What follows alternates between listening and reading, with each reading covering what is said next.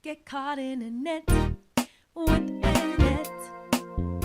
For your mind, body, and soul. Get caught in a net with Annette. It's your intellectual radio show. Here to inspire you and encourage you to be your very best. Get caught in a net with Annette.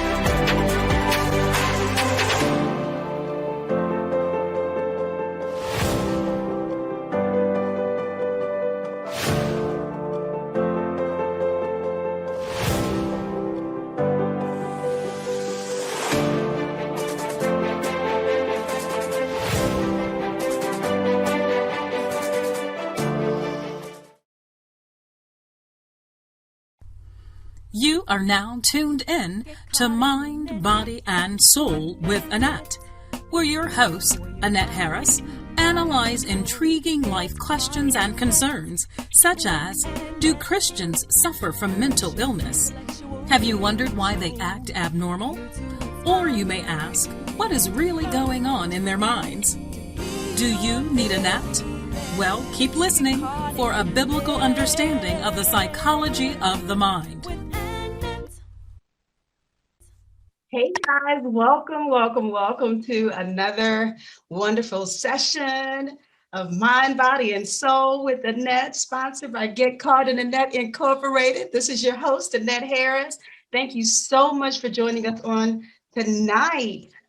This is a special segment, so you do see us on a Monday evening. I'm excited.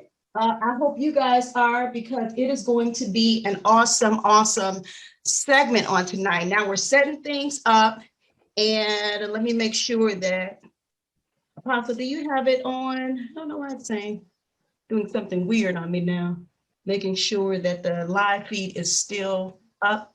You see it? Yes, I do. Okay. All right, great. So guys, come on in. I'm just going to do a little talking because we have a panel that is going to log in with us on tonight and talk to us. This is the I Fit the Description panel of young men that we've had. This is, I think, number 6, the 6th session that we've had. Is it?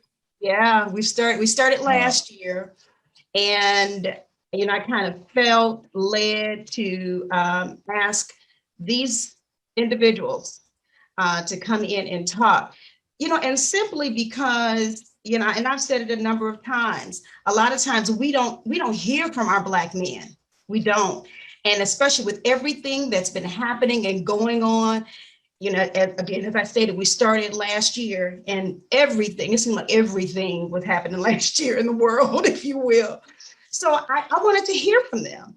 And so I felt led to ask them, to come on. We were looking at all these different scenarios, if you will, or things in the news where it seemed like it's being more and more highlighted of how our Black men are being targeted, if you will.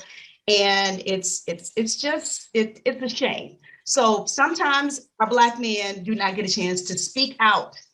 And what I've been noticing is different, whether they're athletes or stars or whatever, they're starting to speak out and do different things, whether it's writing a book or creating films or what have you. There's our Black men, they're starting to really speak out. And I love that. I love it. So I love to see this. And you see, I'm not just talking to myself now because I have my I mean, I'm telling you, when I tell you this is a real friend of mine, Apostle Deon Hunt is a very good friend of mine. And I appreciate this young man. I really do. I can text him. I can call him.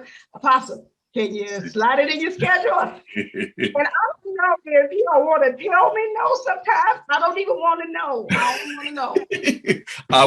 I won't answer the hypotheticals.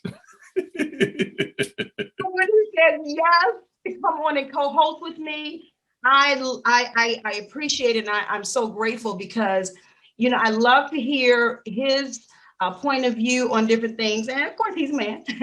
He's a Black man. And it's good to hear from him as well.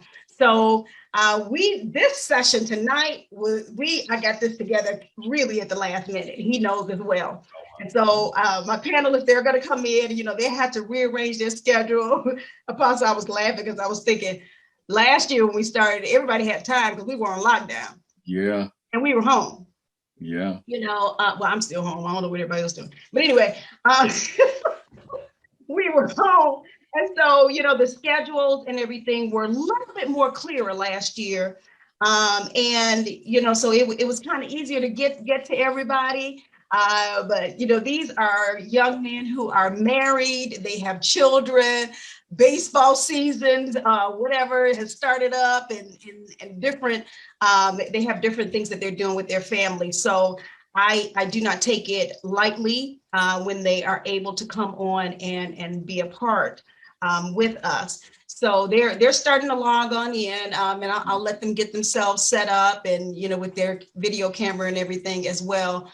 Apostle, thanks for what you were doing. You're asking me now, and I'm I'm doing wonderful. I'm doing wonderful, and you sound great. You sound great, and I thank you for this opportunity. You talk about young Black men having an opportunity to voice their concerns and our opinions, and our just how we feel, our feelings. Right. Sometimes we have to create our own opportunities to do that. My mind goes to with all the stuff, like you said, just all the stuff you alluded to just moments ago, the stuff that happened over the course of 2020.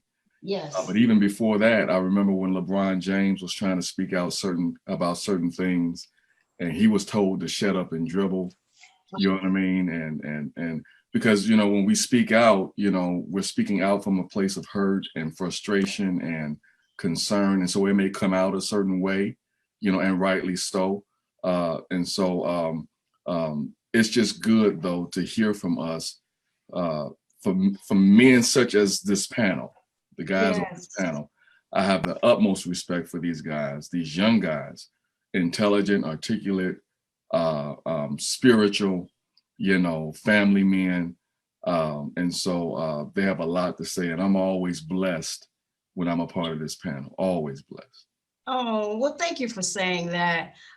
We know they love you too. They love to listen to you and talk with you as well. I know friendships have been made since this, since we started this series. We do see, and thank you for saying all that you said. I totally agree, and I'm glad you're in agreement as well. I see youth pastor has joined us, and how are you doing on tonight, sir? Hey, God bless you. God bless you. I'm doing well. My apologies for hopping on a little late here, but always excited to join, on this topic. And so I'm glad I was able to make it work.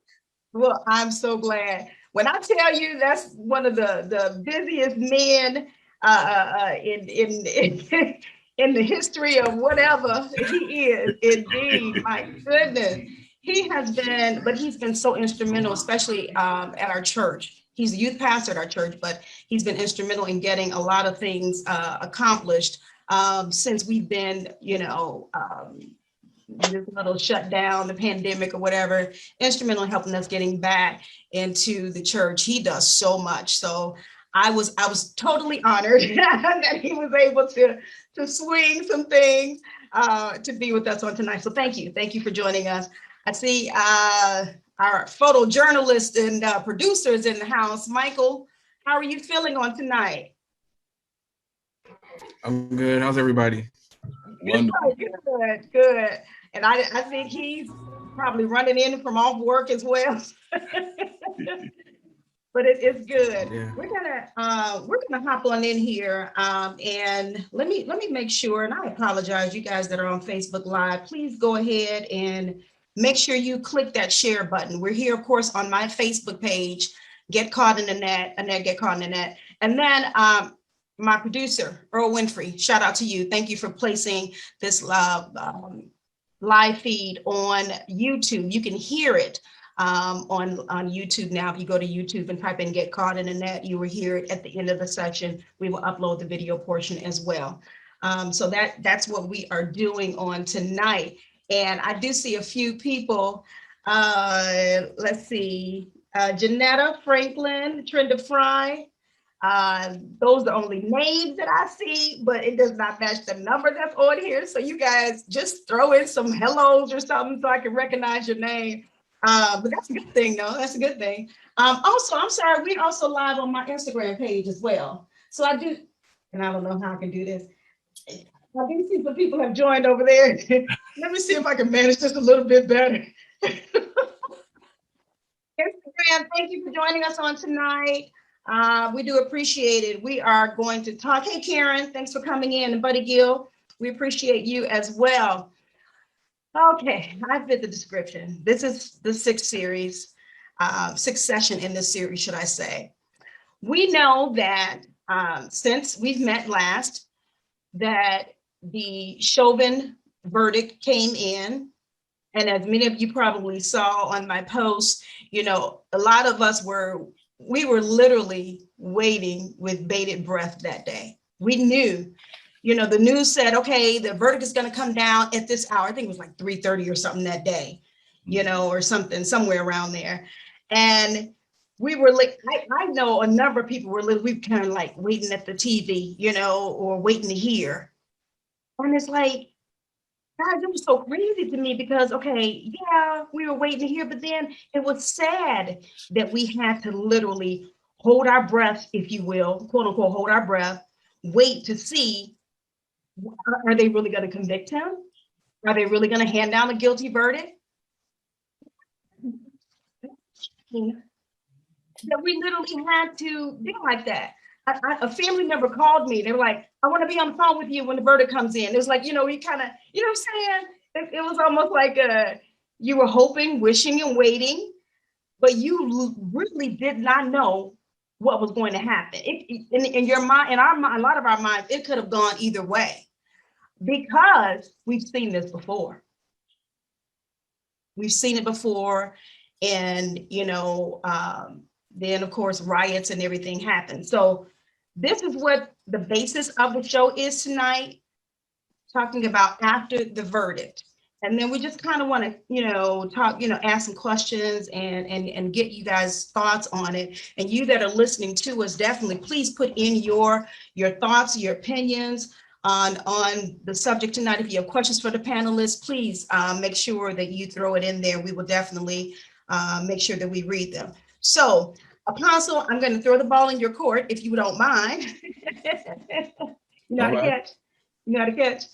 I caught it. Okay.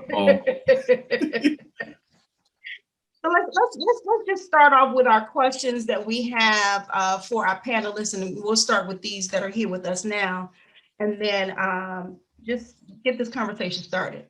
Yeah, and just to go along with what you were saying, a lot of people were literally, I concur, holding our breath. We were in suspense. I know our ministry, we were we were praying and fasting, because we felt like this was such a huge deal, just to put it, in simple terms. It was huge. Not just praying for the decision, but praying for the reaction to whatever decision that was going to come, that there'll be peace in the streets, that there not be any kind of violence or any kind of backlash or retaliation and things of that nature. We were just praying for the entire thing. And so this was definitely a big deal. And I know you guys basically, I know you guys were watching this and saw all the layers and nuances of what was playing out before our very eyes. And so I'm very eager to hear what you guys have to say. One of the questions that came about was basically how you felt. Did you show signs of relief concerning the verdict? And what do you think the verdict means moving forward? Like, how did you feel, and what is our future as it relates to this verdict or verdicts like this? Sure. I guess I'll go first. I actually didn't follow the trial that closely. I didn't want to have that kind of emotional investment.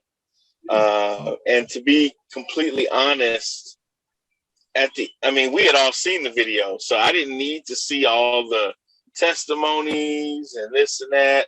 I had already seen it for myself. So I really this is one of those cases where I just wanted to skip to the end of the movie and see what was going to happen. I listened, a couple of summaries at the end of a couple of days or whatever, a testimony, but basically I tried to check out until they got to the end. And so when they announced him guilty, the only relief that I really had was that I wasn't going to have to worry about like the streets at my house being blocked because of, riots and protests and things like that. So that was the relief. As far as on the grander scheme of things, does this conviction, does this trial mean anything in the grand scheme of things? I don't know.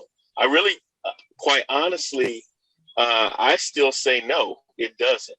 And the reason why is twofold. After that conviction, they held a press conference and they lined up remember in the OJ trial, and they talked about his dream team of lawyers? Yeah.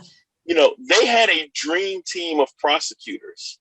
Like they had, the state attorney general, they had the district attorney, the assistant district attorney, they had help from federal prosecutors. There were like 15 people lined up there, and they were all introducing, and that person was the head of this, and that person was that.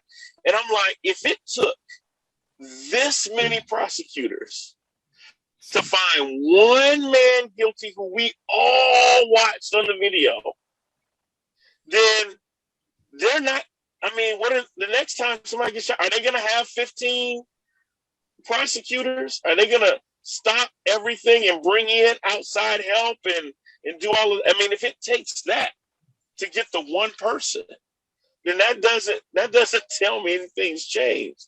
And then number two, I was telling someone, I said, now this man is a criminal. He's been found guilty of felonies. If this were a case of just young men out, and it was a group of guys out, and one of the guys did something bad and was guilty, everybody with him, whether if they just happened to meet up, or if they were in the car with them, or they just happened to be walking down the street at the same time, they'd all be guilty. They'd be brought up on all kind of charges. So my question is, what's going to happen with the other officers? Mm-hmm. Now, if the other officers are convicted the same way he was, and they treat those other officers, now that the spotlight is gone, now that they've allayed the mobs and the pitchforks and the torches by finding him guilty. If they find the other officers guilty, like how they would find other teenagers guilty for being in the car while one teenager did something, if they find them guilty, okay, then I believe something's changed. But until that happens, I mean, to me, it was just business. I'm still happy, because like you said, it was still 50-50, if he was going to get convicted, even with all of that. So to me, it's not over. To me, it's like halftime. And, we're winning at halftime. Okay, good. All right, we should be winning, right? We're on the side of justice and what's right. We should be winning. I want to see what the score is when the game's over. Yeah. So that was my take. That was good. Michael? Hey, how y'all doing? Hey. Apologies. I don't know if you saw I thought this was the pregame locker room like we usually do. So I typed in the chat, like, oh, we live. My bad. But it's good to see everybody, and thank you again for having me on. It's been a minute because I think I missed the last one, I think. But good to see everybody. I don't know, I'm like similar to JD. I'm like, I didn't follow the trial as much for a number of reasons.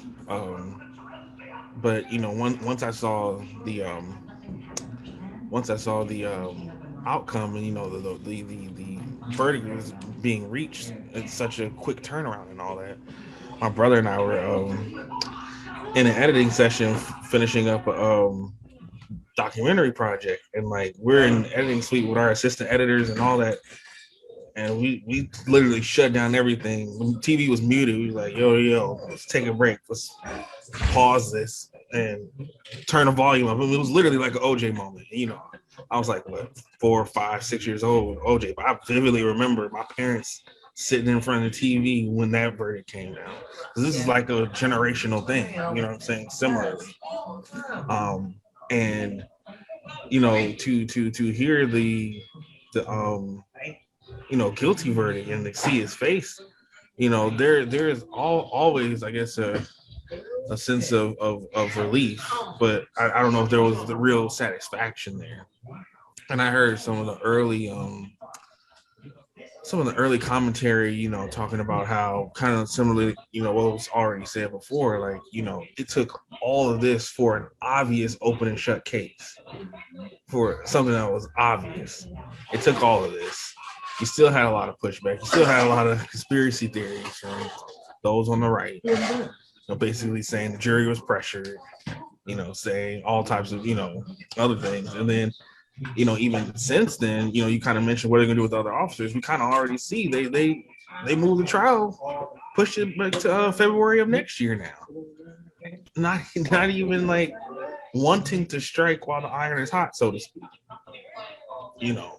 I'll be honest. I look at those same prosecutors that got this win. I'm looking at them a little bit suspiciously now. Like, why the delay? Is that the one showpiece you wanted to bring out there and say, "Ooh, look at what we did," and then like everybody else kind of skirts away cleanly? I don't know. That's just me speculating, honestly. But I think to the question of things change.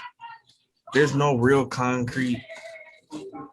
At least I haven't seen anything real or concrete to show things are changing. This is one, I hate to say it like this, but this one city in the Midwest, and honestly, we saw while the trial was going on, more people getting killed. Right. What does that say about the state of play in America, honestly? Like, I honestly feel like, just in general, a lot of these cops know the spotlight's on them and they still don't care. They know the body cams are on and they still don't care. So, to answer the question of have things changed, I don't, it, unfortunately, it's just one verdict. I'm glad justice was served, but it took all of that pushing all that, travailing, so to speak. You know what I'm saying? And when you look at how far the cart has been pushed up the hill, where are we really? A few feet? I hate to sound pessimistic, but those are my initial thoughts. And I think sometimes there's a rush from people who don't look like us, and tell me if y'all agree with me or not, to say, oh, look how far we've come with this verdict. Even Joe Biden said that this was a giant step toward the march toward justice. And just like you said, Mike, as we were in trial, we see other things playing out in the same way, same light, and so is there this feeling of Chauvin being like this sacrificial lamb to say, okay, we'll pacify you guys, we'll pacify, Black and brown people with this verdict, just so you guys can feel as though things are changing? Marcus?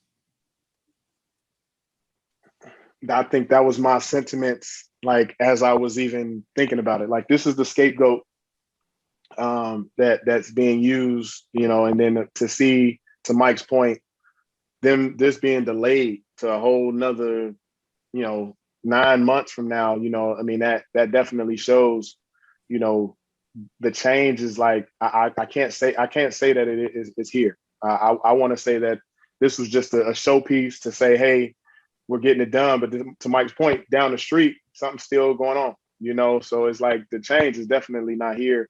And I think Pastor John said it best, like, for this to be a 50-50 coin flip all the way to the last second, that just shows you, like, that's the scary part. Because obviously we always say, if the shoe was on the other foot, the people that look like us, it wouldn't have been, he's a nice cop, he just made a mistake. It would have been like, let's put him under the jail. He would have got, it almost like they tried to make you feel sorry for him. Like, he made a mistake. It wasn't him. You know what I mean? They tried to put him in this, like, he was the victim almost, like he was just doing his job, and they wanted you to feel sorry for him. Like, he really didn't mean it. Like, so it just shows, like,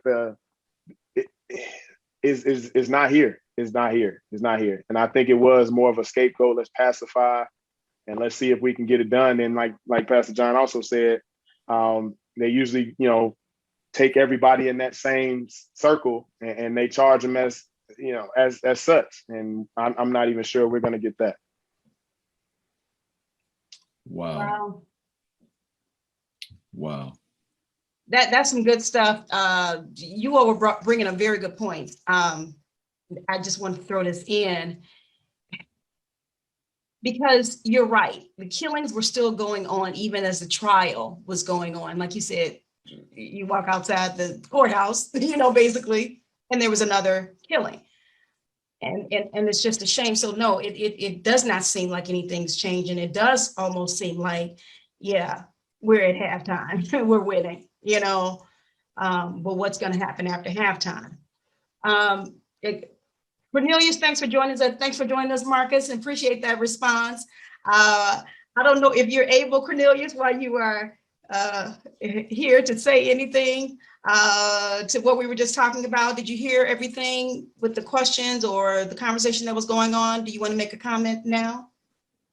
I didn't hear the question. If you could repeat the question, that might give me a better, kind of a better sounding board. But it sounded like it was a great discussion about the Derek Chauvin trial.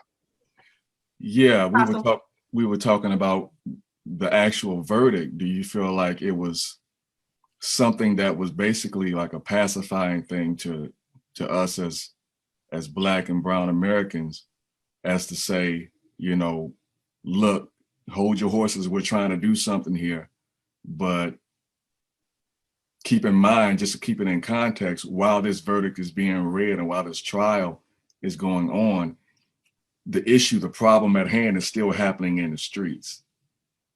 So how much of an impact, if any, did it have on the problem at hand?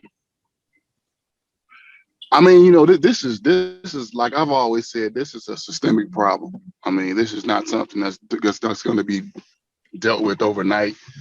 Um, I mean, you know, it was definitely gratifying that justice was served. I just think that even after the decision, and correct me if I'm wrong, I think there was like almost a chance for a mistrial because one of the jurors was in some type of political alliance or something like that. I think it's Black Lives Matter. That's what it was. Black Lives Matter, and he was protesting. They got a video, and you know the defense was like, "Oh, we're going to use this as our like kind of like, hey, we're going to use this to declare a mistrial or whatnot." And that really kind of bothered me because it was like, even though you know the overwhelming evidence and the overwhelming, you know, what I'm saying everything that was shown, even still you know, it was like, can we breathe? Oh, wait a minute, here comes the other shoe dropping because they're gonna somehow, you know, declare this a mistrial and he's gonna get off, and then you know, so I was still even after sentencing, I mean after the verdict, I wasn't quite sure if this was real. Like when this is, you know, even when the verdict came back as fast as it did, I was like, oh, okay, is this gonna happen? Like, what's going on? You know, like I had to kind of it felt like OJ Simpson all over again. It felt like, you know, Rodney King all over again. And it was like, I remember those like earmarks of cases. And it was like, okay, is something about to happen. But I mean, like I said, this has always been systemic. You know, this was a big win, but you can definitely tell that I think, and this is just my own opinion, I think that this verdict had to come out the way it did because I think the world was just in a, okay, if this doesn't go right, this could be really, really bad. You know, and we're already in a pandemic. Jobs are being lost. You know, every other week somebody, you know, everybody's on some type of assistance. And it was like, if this verdict goes bad, like, okay, we can't sustain this, a pandemic along with a racially charged, divided, and already divided America. But now you got okay, Rodney King all over again, the LA riots, and it's like we can't sustain that. So I think that they had to make that. I think this verdict had to come out the way it did. I was also very encouraged by the Department of Justice because after the verdict, they had said that the verdict came not guilty. They were coming strong and fast. So they were like they were gonna make sure if this didn't go right, they were gonna make sure that okay, they're gonna be some punishment. And so I was encouraged by that. But I've always said it before. It's just systemic. You know, it's not something that's going to change overnight. There has to be, you know, some type of education about it. People have to understand where everybody's coming from, because it's not just us, but it's Asian Americans as well. You know what I'm saying? You know, there's persecution across. So now I'm starting to see Asian American ads on my TV like, hey, we got to stop Asian American hate. And it was like I never thought I would see that. And I think Black Lives Matter. I think they Asian Americans could probably thank us for kind of spearheading this whole, hey, introspective look like, yo, this is real. No, y'all are part of this too. Like, you know, hey, y'all get your heads knocked in too. And it's like, hey, now this is what we've been screaming about over 400 years ago. And now you starting to see like, hey, this is oppression right now. So it's just amazing. It's amazing to see. But no, I thought it was definitely something that needed to happen. I'm glad it happened. You know, I'm glad justice was served. I think for the sake of our country, you know, just for the, you know, the mental well-being of our country, I'm glad that justice was served. But, you know, again, but it's still not something that, you know, that's going to say, okay, we got this win and, you know, now we kumbaya, everybody can go back. No, we still got more fights to come. Yeah, very good summaries, you guys. I'm telling you, I saw somebody put on here, they've been excited for this conversation, and myself as well, because we love when you guys bring it. We really do. And you all make us think about stuff that we didn't think about, or you put another, you know, light on it, if you will. But Cornelius, you were saying something that kind of caught my attention. And I'm trying to remember because you said a lot. But I was thinking of when you mentioned if the verdict had come back a different way. I think you kind of said something to that effect. But I don't know, Apostle, if you got into this question now, but then that was one of the things, even when I put out the promo, we were like, okay, did they really just do this? Because some of us were thinking, did they really just do this so that there wouldn't be any riots? You know, they knew, you know, the tension was definitely in the air, and it was there, and it was almost like, you know, we're all watching you all now. What are you going to do? And I was almost like, I don't know who said it, like it was unbelievable. Like the next morning, I was like, did they really say guilty? You know, I don't know how many people were feeling that, you know, the next day, you know, you were thinking, is this real? You know, it's so sad that we have to think about that. You know, There's a precedence for it though. And Cornelius said it, you know, look at Rodney King. That's He right. was hit how many, 56, 57, 58 times on camera for the world to see, you know, and all 6, I think it was officers, all of them are acquitted, Not you know, guilty. and just like you're saying, Annette, I mean, you got to fight to not be angry, you know, because is this really what it is that you just don't want to see another riot? And I thank God for Darnella Frazier, the little girl that videotaped, because if she hadn't have videotaped it, then the world would have never seen it, you know. And so there was a report that was released before they realized that, you know, they basically said he had died while in custody or died some other kind of way until the video had went viral. right. You know, Yeah, so. they didn't really want us to know, but it's almost like, who said that about we know more now because everybody's videoing, you know, on their phones, and it's just a shame. I think John wanted to say something, but I'm gonna let you talk, and then I want you, whoever, to think about this. When you mentioned about it's hard to not be angry, I want to talk about the angry Black man. Go ahead, John. Yeah, I just wanted to say really quick 2 things. Apostle had mentioned that you'll have a lot of individuals of other races that are like, hey, you know, we did it. Like, you know, we've come so far. And we mentioned Rodney King.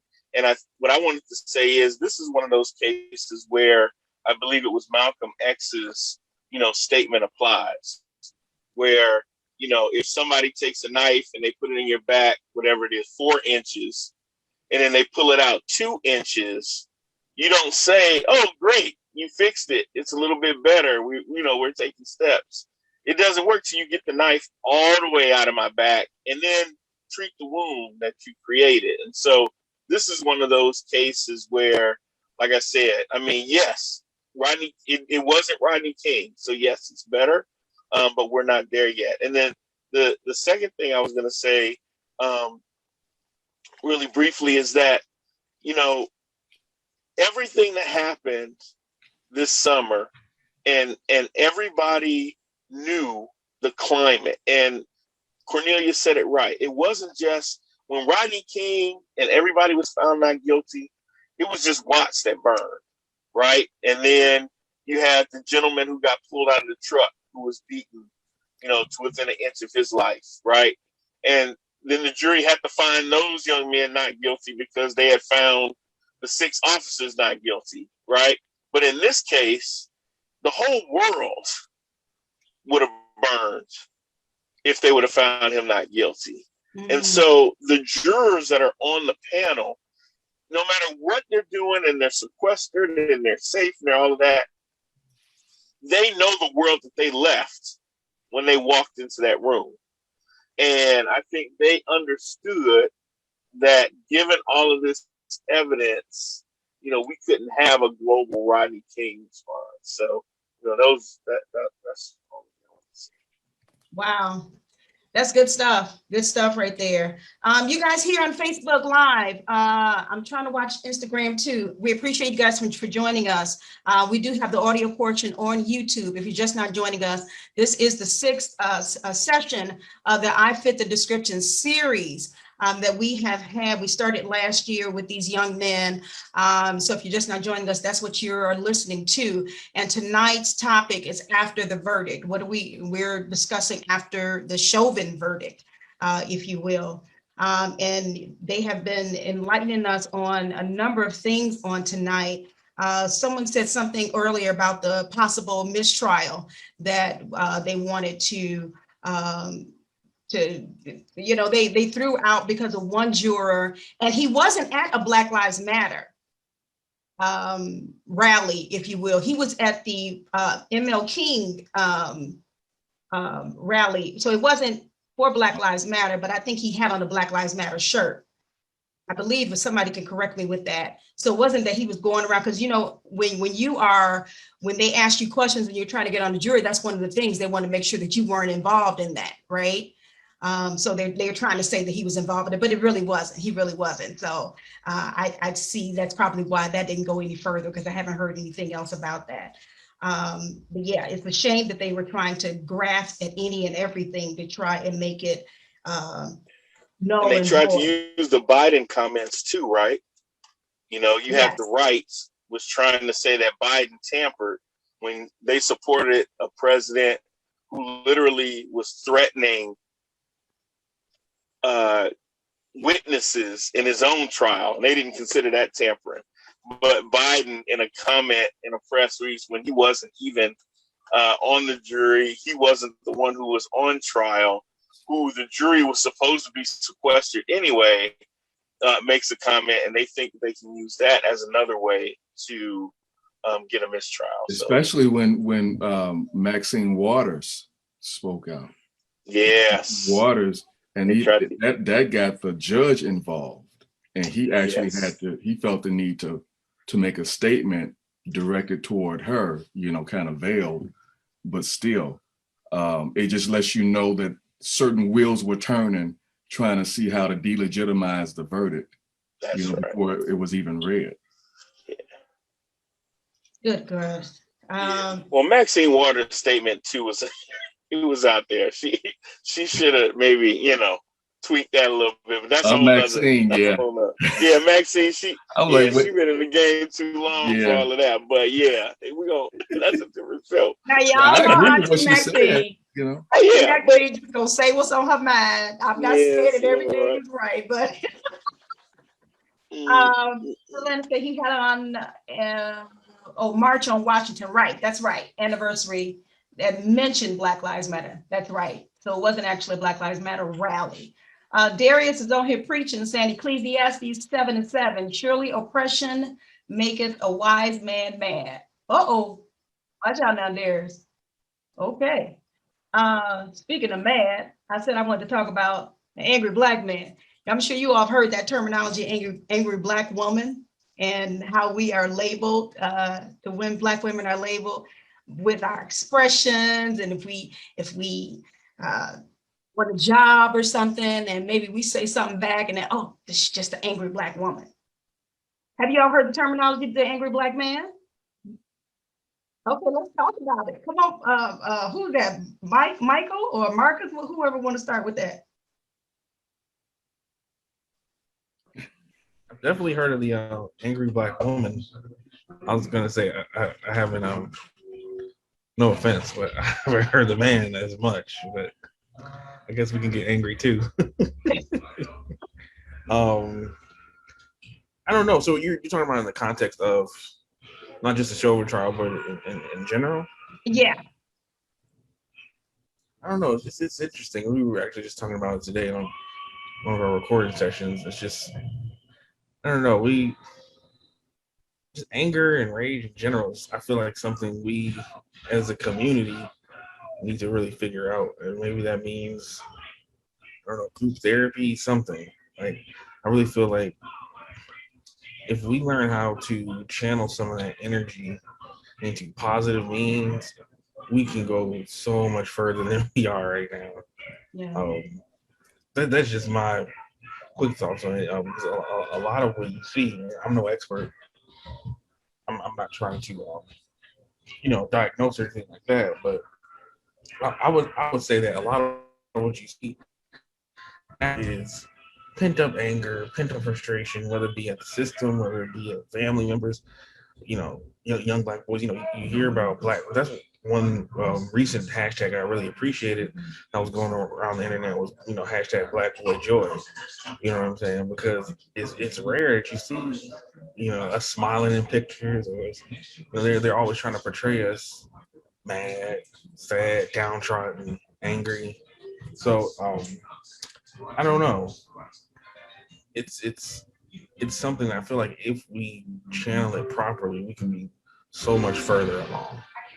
So much further along. 'Cause everyone doesn't always have the outlet of athletics, for instance. Or you can go on the football field and go, you're a linebacker, you go crush somebody, kind of, get rid of that energy that way. Everyone doesn't have that outlet.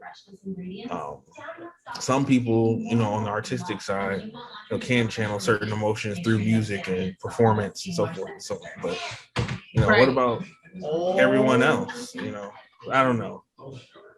Those are just my initial generic thoughts. Okay. Okay. Yeah, I hear it. Are you an angry black man, Marcus? Do you think that term applies to you or anybody else? I think just as a black man, I think we all have some type of anger or rage at some point, because I feel like we've been at a disadvantage of this systemic racism. You have to prove yourself even at a young age and everything you do as a black man. And everything is like, I have to do it 3 or 4 times better or harder, or, I gotta go hard every single time. Also, because you don't think there is a way of escape or a change that can be made. Oftentimes you just don't say anything, and you just move on, and you keep silent. You keep that voice box locked, and obviously we all know that that's not good. So obviously, to Mike's point, sometimes that anger or rage comes out in the wrong way. But I do think that men are we're designed to be the providers and the leaders, right? And oftentimes you don't feel like you get that advantage to do so. So, or you have the privilege of doing so, and you always have to prove yourself, at that level. So I could see how, but I will tell you, when a black man gets angry, you got to watch out, and that's not a threat or anything. It's just, you got to watch out. But of course it needs to be channeled, properly. I think the gentlemen on this panel here, we've learned to channel it into success of just using it as a platform and a pedestal, to say, I know maybe I wasn't supposed to be here. When you think about the careers that we all have and the families we have and the leaderships, skill sets that we've been able to develop, I think that's where that anger kind of channeled. I know for me, it channeled to something different, for me to be at least a positive change to the young men. I just got off from football practice, and I want to make sure that I'm a light to them. So I'm going to channel it differently. So I think, yes, you're going to have it, but I think it's all about how you channel it to lead or be led. So I think that's kind of my case on it. You have it, but if we can use it the right way, we got to stay in front. And even if you change one person's life, that's one better than nothing. I love it. Because you know what? I'm asking you guys these questions, but then it's good for us as Black women to hear this, how to handle that and how that you need to channel it correctly. It's something we need to hear as well.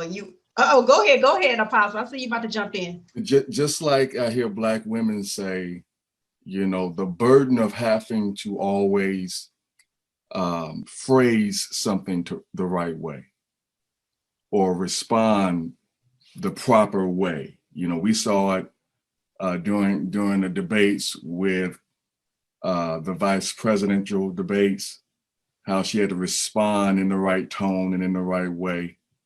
That's a burden that even, our white counterparts, through their privilege, they don't have to experience that.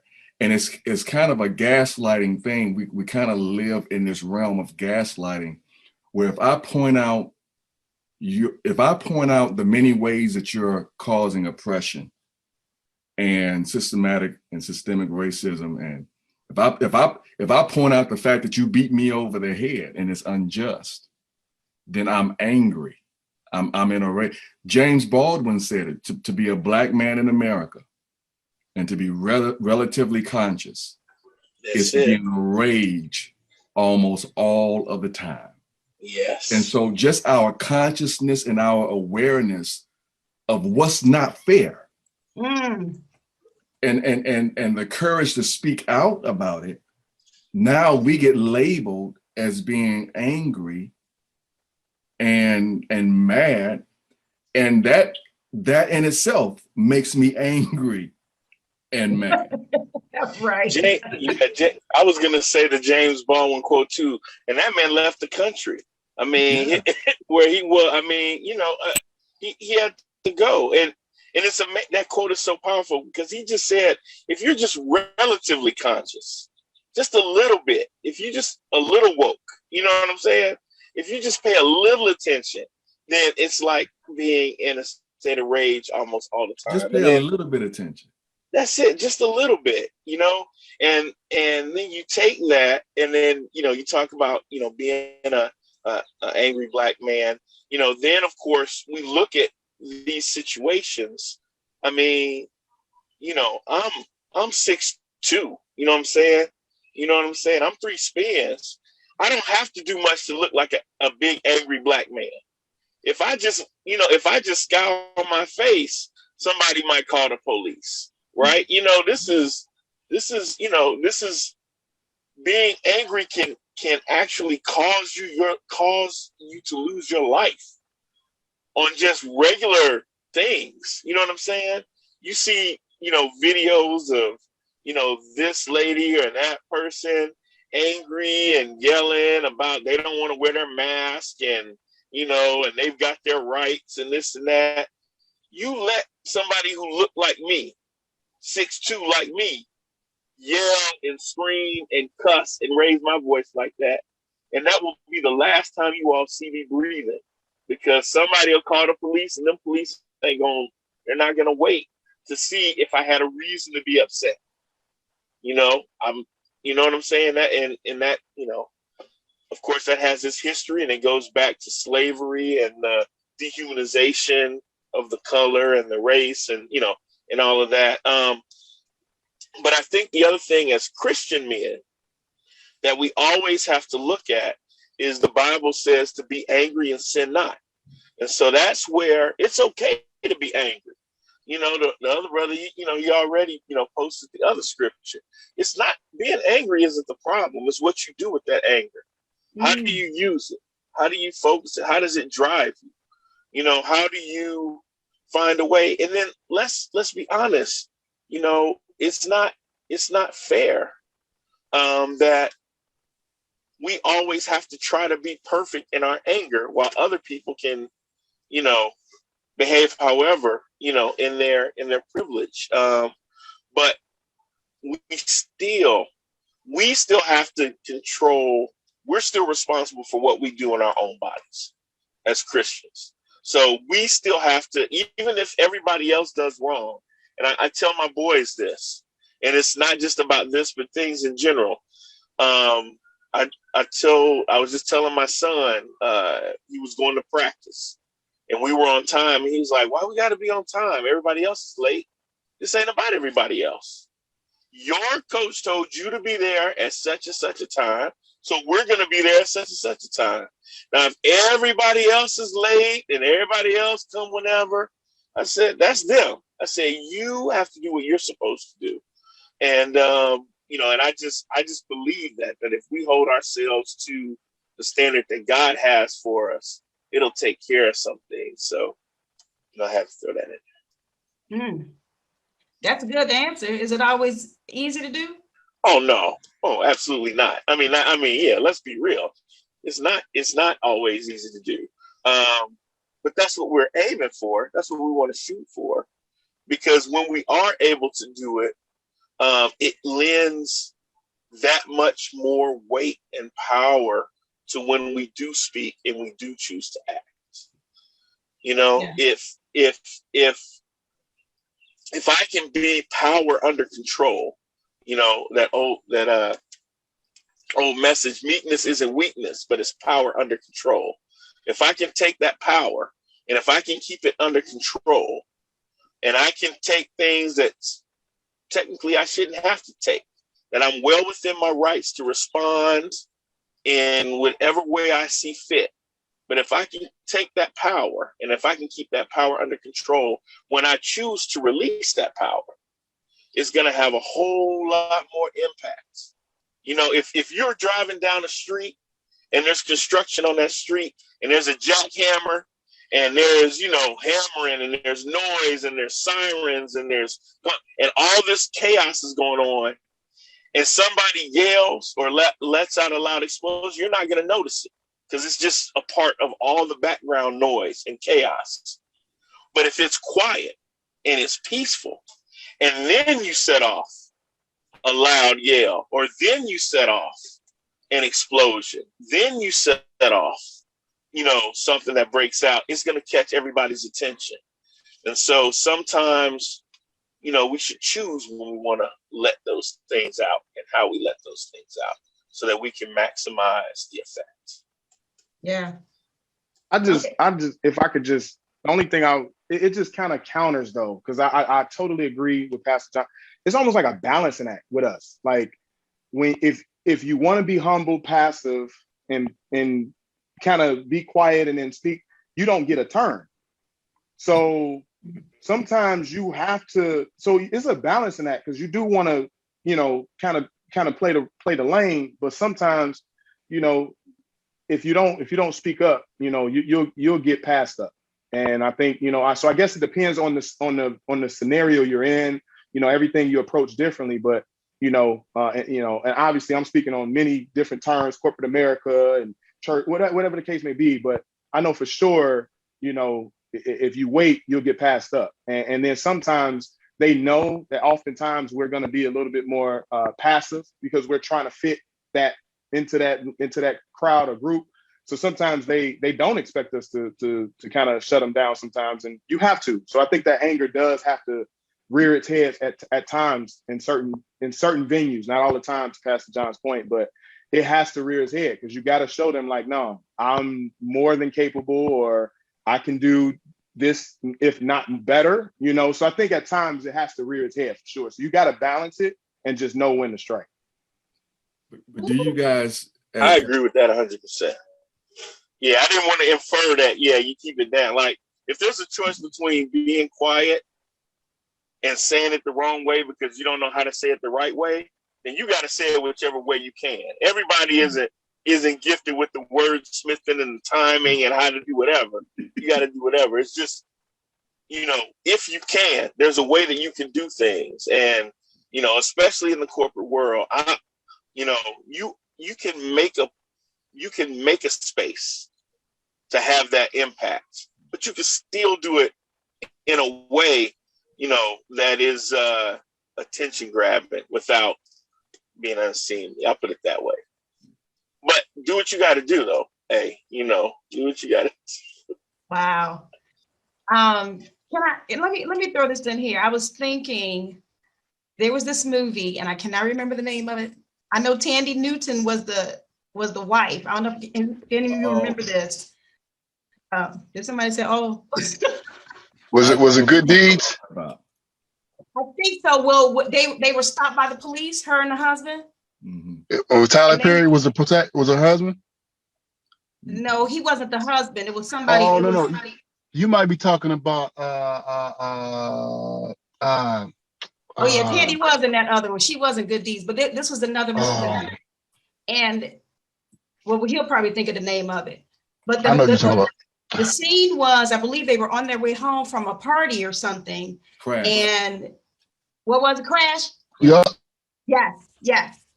And so they got stopped by the police, right? And he's a black man, she's a black woman, whatever. When she was doing whatever she was doing in the car, that's another story. But anyway, so when the police they was married. They were married. So when they got stopped, basically the police officer took advantage. Okay. And, had made him get out or whatever. And so he's basically feeling all on this man's wife, you know, and he's like standing back and the police officer like, I wish you would, or, you know, type thing. You're not gonna, you know, make me stop. And she got mad at her husband, you know, because he didn't do anything. He didn't stop the police. But the man is thinking in his mind, okay, but if I had done anything, you would be a widow, basically. You know what I'm saying? But he was very angry. He was angry when he got home. I don't know if he was like throwing stuff or whatever. He got really upset because he basically could not protect his wife, you know, from that. So, I mean, I know all that anger was pent up inside. I guess I'm bringing that scenario up, you know, God forbid, you know, a situation like that. How would you handle that? Or how would you address that? Do you think that in the movie that he did the right thing, not saying anything or not doing anything? There are very few things that, let me put it this way. When it comes to my wife and my children, that, you know, then the response is going to be equal to the egregious behavior. You know, that, you know, it's interesting. If it were me, things for me, I'm able to take those in a way, you know, in a certain way. But when it comes to my wife and my children, and when it comes to somebody else, some other child that is innocent and being victimized, then that's something different. And hey, I mean, you want to talk about if that movie were real life? I mean, hey, if we're that close, I'm just gonna say that it wouldn't have continued that way. I'll put it that way. Okay. I want somebody else to answer. Sunday is Youth Sunday, and I got to preach, and I don't want the kids looking at me crazy. But I'm just gonna say that it would have ended differently. Okay. Marcus says either I would have died or the officer would have died that night. That's Marcus Hill said that. Okay, Cornelius, did you want to jump in on that one? Yeah, I was actually thinking of a scripture where the Bible says the kingdom suffers violence and the violence takes by force. And you know, I was kind of thinking of that as you guys were talking about the angry black man. And the one thing that I learned at a very young age, and I have to thank my babysitter, Miss Duke. She always said, "Animals get mad, people get angry." And the one thing that you know, being a black man is that you can't be mad, but you can be angry, because a lot of times as a black man and a person of color, we get characterized as that mad, you know, shit crazy, you know, self-absorbed. I mean, you know, I always think about King Kong, you know what I'm saying? And when I was younger, I just thought King Kong was, you know, man, this fictitious animal that was, you know, big and, you know, a gorilla. But then as I started to look beyond the actual, you know, figure and kind of the representation of what it meant, it really made you think. You know, you have this mythical ape gorilla, and the only thing that can calm him down is the damsel in distress, who just happens to be white. And you know, it just kind of just always, I've always kind of looked at that. Wow, that's an interesting reference. And then I was watching this documentary, but just even like how like certain images are put on magazines and how they're being portrayed. There's this picture of like LeBron James making this screaming sound, and they put it right next to the caption of an angry gorilla, and how, you know, it was just really interesting. But and I might be kind of all over the place, but I think Marcus said it best. You know, sometimes when, as a black man, when you're put in that situation, especially when you're dealing with your wife, me personally, it's very difficult to be passive, because when you're passive, people take it for weakness. And then, like Marcus said, when you're passive, sometimes you get stepped over. And then, wait a minute, you also have to be Christian. So now I'm gonna get stepped over, and I gotta turn the other cheek. You know what I'm saying? And offer you you know what I'm saying, Yeah. my position, because that's the Christian thing to do.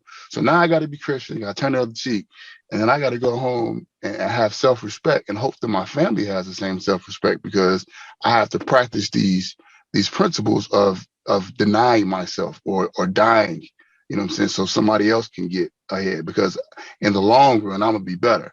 But in the here and now, it's like, well, where's my reward? You know, I lose out on the job, or for example, I lose out on the girl. You know what I'm saying? Like, one of the things that I had to learn, even being a basketball coach, is that I had to really make sure I subject myself to not falling into the traditional way of, you know, cussing out kids or belittling athletes. And I really had to make sure that my character showed, because I always said, if I can't do it the way that I got to do it, then I'm not going to coach. You know, if I can't do it my way, I can't coach, because I only know this way to do it. Now, it may be unconventional. A lot of people were like, he's too soft on the kids. He don't cuss them out or whatever. And it would be times where we're losing, and I'm still trying to encourage them, like, you know, hey, you know, we still got to do what we have to do. And it wasn't until maybe the end of the season that a parent pulled me to the side and said, you know what, I really appreciate how you took time with our boys. You didn't belittle them. You always maintain a level of character and integrity. And that stood out so much. And then that really encouraged me to the point where 4 years later, I ended up becoming the head coach, head varsity coach. And then that same young man whose parents said, hey, I appreciate what you did, he ended up going off playing in college on a full scholarship, dating. So I say that to say, sometimes when you think being angry is the only solution, it's encouraging to know that somebody's watching your character, kind of like what John said, somebody's paying attention to the standard you're keeping for yourself. But again, Marcus still hit on point. It's a balancing act. And sometimes, you know, as a man, we have egos, you know what I'm saying? We're like, you know, hey, you know, you're not about to just walk over me. Like, my wife will tell you now, you know, I'm very prideful in the way that I take care of my family, you know, but that's just the way my family, the men in my family are, you know what I'm saying?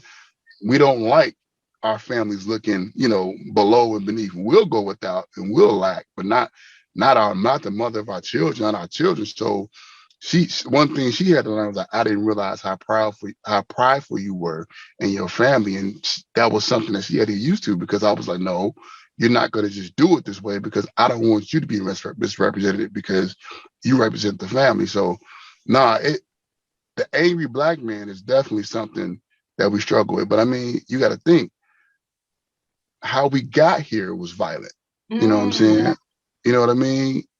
Our genesis was violent. Nothing about black people has ever come to something that we got here with just, you know, sunflowers and birds singing in the background. You know what I'm saying? So we can't even trace our origins to our initial ancestors. We're coming from some slave owner name or something. You know what I mean? So like it's like, man, when you think about it, we got a lot to be angry about. You know what I mean? We got a lot, and still angry. I mean, I read a stat one day that said the amount of oppression of slavery, the time duration of slavery, will take another 300 years to equate to freedom versus being in bondage. So all of us on this panel, we won't even live our natural born lives to see the same amount of years that we were in oppression equal the same amount of years that we were free.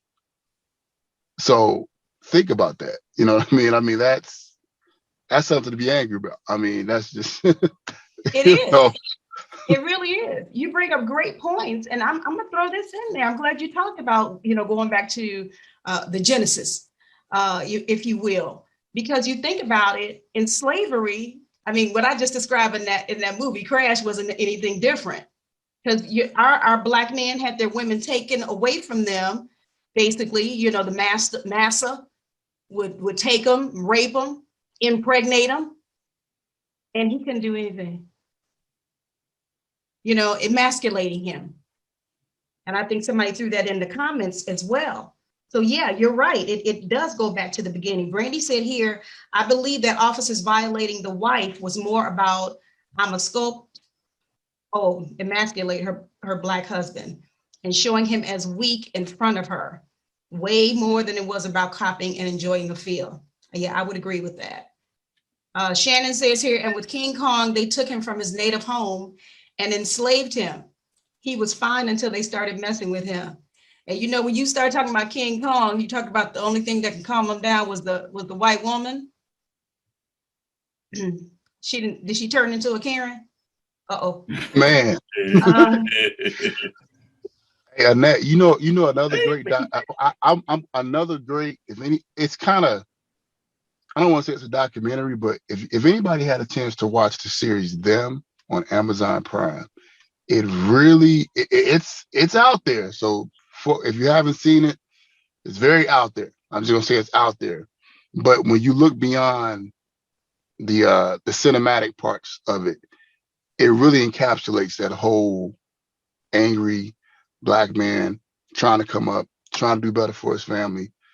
It speaks to what Marcus was saying. You got to work 3 times harder, but somebody's constantly got their foot on your neck, keeping you oppressed. You know, you're trying to, redlining. My God, that alone, you know what I'm saying? You know, getting high interest rates loans back in those days and still trying to maintain this status quo of, hey, I'm taking my family from the deep Negro South, you know what I'm saying, to, suburbia.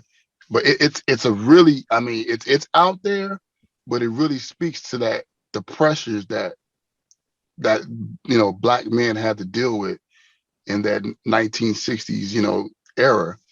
I don't know. Anybody that came out of that era, they're a different type of tough. Because I don't know if I could have dealt with that. You know what I'm saying? I don't know if I could have. I probably would have made it, but that's a lot. That's a lot. That's a lot. Yeah. Can I add something on that? Sure. Speak to the angry Black male. And Pastor John said something that really kind of put me when you talk about the dehumanization of Black people, not just men, but women as well. We got to be careful that we're not allowed to feel, that we don't put ourselves in a box and not allow ourselves to have feelings. Because if you trace it all the way back to slavery, one of the things that was perpetuated, which was a lie, was that Black people don't feel the same levels of pain that white people feel, that our pain threshold is so much higher. So when you whip a Negro, you really got to whip them. When you do this, you really got to do that, because their pain threshold, they don't feel like we feel. I think that's also translated emotionally, and we're expected not to feel certain levels of indignation. There's a righteous indignation that I think we ought to be able to feel, but know, just like Pastor John and Marcus was saying, know how to articulate and know how to respond correctly. But don't get it twisted. We're supposed to feel it. We're supposed to feel it. And I wrote something down as the men, and I love hearing you guys talk, because it kind of y'all drop seeds in me. And I wrote this down. We're expected not to feel, but in us not feeling, you kill us. Mm-hmm. Even with George Floyd, his knee was on George Floyd's neck for 9 minutes. In his mind, he ain't feeling nothing. This ain't nothing. But you killing him. Killing. And so it's just, those are the things that make me angry. And even as a preacher, y'all hitting a lot of stuff. Y'all hitting my sore spots. Because as a preacher, I'm not supposed to deal with this. I'm not supposed, and if I do speak concerning it, then I'm an angry Black preacher. You see, which I've been accused of. As a preacher, you better deal with it. Yeah. So I believe that we do our communities a disservice when we don't deal with the pressing issues of the time. But when I deal with it, or when we talk about it, even just as Black men, angry Black man, it's just right. Help us. Ooh-wee. Come on, Michael. You want to jump in? Yeah, sorry. Real quick, the misnomer about us feeling pain is not just something that started in slavery. That goes all the way up until now, literally in the medical field. They did a surveys talking about how students, as recently as 2015 and 16, medical students, when surveyed in some of the top medical schools in the US, when surveyed, they were asked, do you feel that people of color experience pain on a different level than Caucasians? And a majority of them, I don't remember the exact percentage, but a clear majority of medical students today that are being taught in our generation and younger, My God. still believe that crap. So this isn't some like, off the woods, 19th century, stuff that kind of, oh, wow, that was a part of history. This stuff is still being spread in our education system. And I think that's the actual great point you made, that is not just pertaining to physical, but also to mental and emotional pain. Right. They look at us as these brute gorillas. I'm glad the King Kong aspect was brought up earlier. They look at us as these brutes in a lot of ways. I'm not a clinical psychologist. I'm not a historian. Just like history or whatever. But if you look at the history of, sometimes I just look like watching. I get that from my brother a little bit, my younger brother. I just like watching random things about like the history of clothes and what they have to do with the intersection between that and the history of sex. It's very interesting things if you look at that, like the meaning of pants, necktie length, what that used to mean, shoe length back in the 18th century, and what that used to mean. Go look some of that crazy stuff up. But anyway, one quick thing, and I'll try to remain as clean as possible here, but a lot of white women and their imaginations, fantasies, fetishes, and all that about Black men come from some of those misnomers that are taught and that they have been taught going all the way back to slavery. Mm-hmm. A lot of times, you hear, I'll just say it, you hear white women saying, oh, I like a man in uniform, or they feel like they've claimed something or accomplished something if they get with a Black man. You know what I'm saying? No matter who he is, no matter what the body type is, it's because they have this. And again, I'm not saying exact terminologies, right? But they almost have this plantation mindset of, you know what I'm saying? Because a lot of that's what used to go on back hundreds of years ago. So that's one point I'll say, which I just find just interesting, that again, a lot of those misnomers are still prevalent in American society today. Another thing I was talking about earlier, channeling anger. What was this? 2 weeks ago? Yeah, because Mother's Day was last weekend, right? So 2 weekends ago, on a slightly different subject, I was profiled in the middle of a Kohl's department store. It's a crazy story. Wow.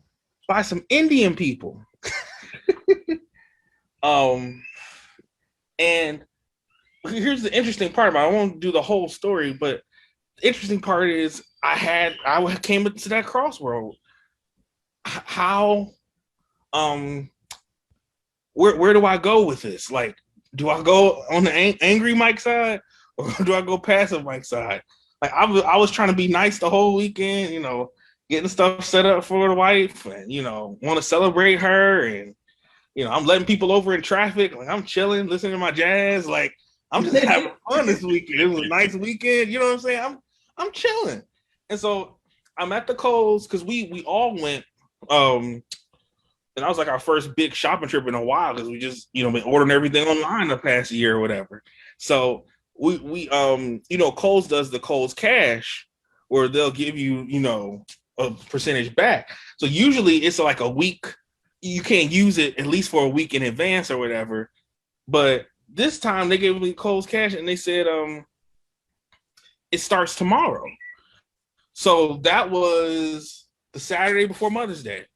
That was Friday before Mother's Day. So I was like, okay, let me use this extra cash, see if I can find the wife a bracelet or something nice to give or whatever. So I'm walking around the store just for a little bit first, trying to see what I can get with my Kohl's Cash. And out of nowhere, this Indian lady just comes out of nowhere, like kind of following me. I could see her at the back of my corner of my eye, and she's like, finally, when we kind of like made eye contact, I was like, yes, can I help you? Because she was right on me.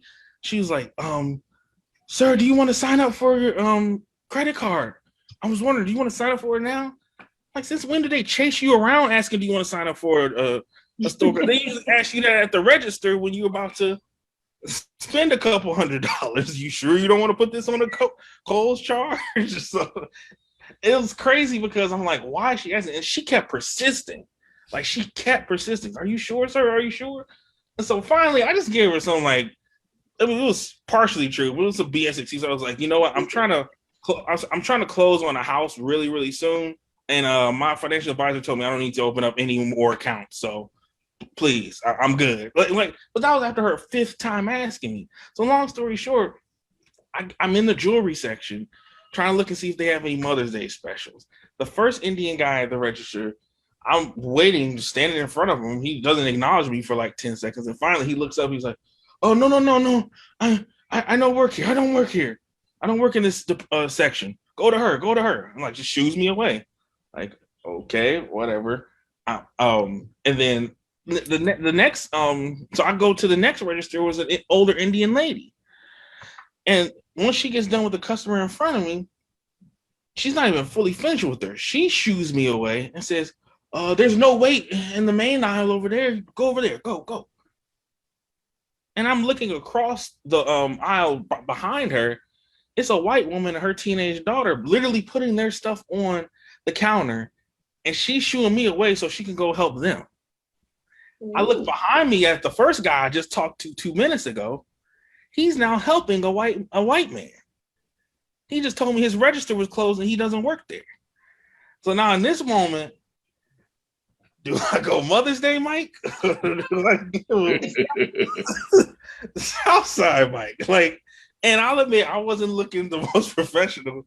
You know what I'm saying? I had my Bulls hat like cocked to the side a bit.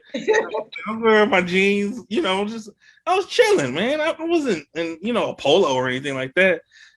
But the point is, you shouldn't judge me like that.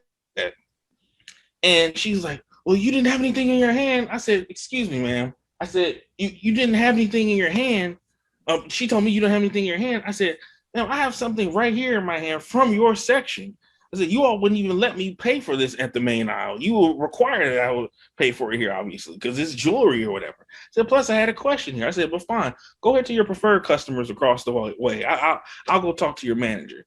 Come to find out, the manager was a middle-aged Black woman who was like, we ain't having none of that. Now, I did get angry, but my point is I had to kind of figure out how to navigate that. Because I was pissed, man. I was legit pissed. But I feel like, I don't know. It's definitely, somebody said earlier, it's a balancing act. I guess that's where I was going. It's definitely a balancing act. Yeah, it is. That's a very interesting story. But yeah, that was a perfect scenario of, okay, what do I do? You just said Mother's Day, Mike, or or what have you.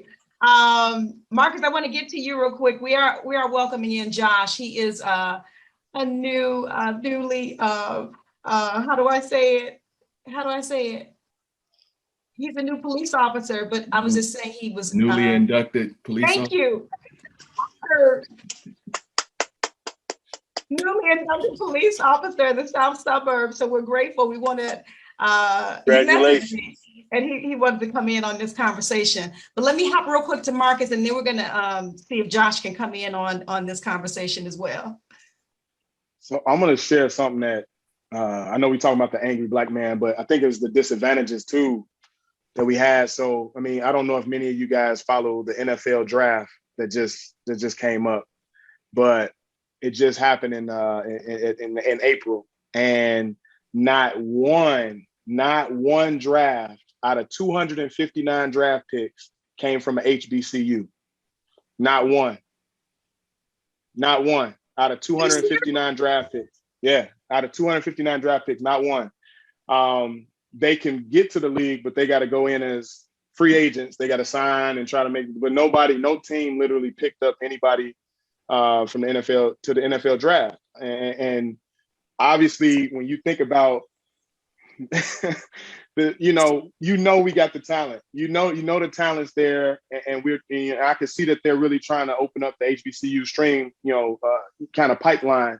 Deion Sanders is at Jackson State, and you got different other, people that are trying to bring more hype. But when you say 259 players, not one, we got some black people in there, so I'm not saying that. But you just think about the divide the tone you're setting, even as a large organization as the NFL, when you're just not giving shots to people in our space, especially the HBCUs. So, I mean, of course, I just wanted to bring that because when you said angry, that was the last moment that I was truly, really angry. I mean, of course, I'm a football fan, but it's just like, man, this is huge. People, we advocate for our generation to be better, to do better, to be in school. And many times the HBCU is the pipeline that we are able to represent and be ourselves, and for us not to be taken seriously, for HBCUs not to be in that profession, it angered me. So I would definitely share that story. So I mean, if that has any relevance, I think that's something that I just wanted to kind of throw that out there too, because that probably is a different topic, but man, that kind of shocked me. Yeah. Hey, Annette, if I can go a little bit further on this tangent, on this path that we've gone on, it bothered me, but I'll be honest, I was more upset with us than with the NFL. And this is something that I had to live and learn myself, and I'll make this real brief so you can get to Josh. I believe that too many of us devalue HBCUs. And so if we have that stud, football player, basketball player, whatever, we're looking Big Ten, ACC, et cetera, SEC. We're not looking for, an HBCU. We're not looking at A&T. We're not looking at Grambling. We're not looking at whatever. And so I think that now that we're starting to get people like Deion Sanders going there, now all of a sudden we'll look, so some of that I put on us. And I made sure, like with my oldest, he was an athlete. I said, look, you're going to look at an HBCU because I don't want you thinking that minority is less than a PWI. I said, so you're going to look. Now, you don't have to go. You can still choose someplace else. And we actually ended up going down the path with North Carolina A&T quite a ways. But I just feel like we, as a community, need to value our institutions. And then if we value our institutions, then that will cause others to have to value them. But I'm done. Right. Okay. All right. Listen, real quick. I got a caller that just called in. Marcus, you're on with the IFTD description panel. How can we help? Beautiful black sister. And hey, my wonderful black team. Hey, Apostle, how are you, sir? Can you guys hear him? Can you hear me? A little bit. Turn up a little bit? Okay.